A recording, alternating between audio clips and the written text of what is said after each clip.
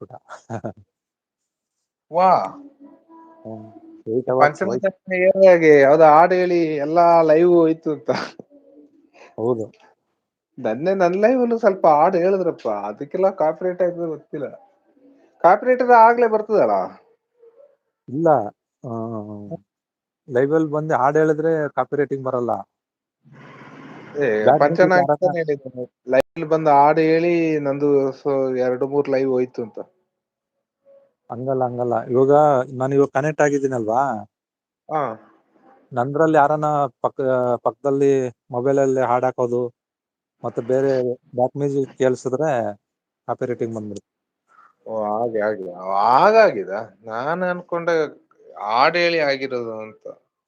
ಹಾಡ್ ಹಾಯ್ ಹಾಕಿದ್ರೆ Rashmi, good morning. Welcome to my live. Good morning. Had your coffee or tea?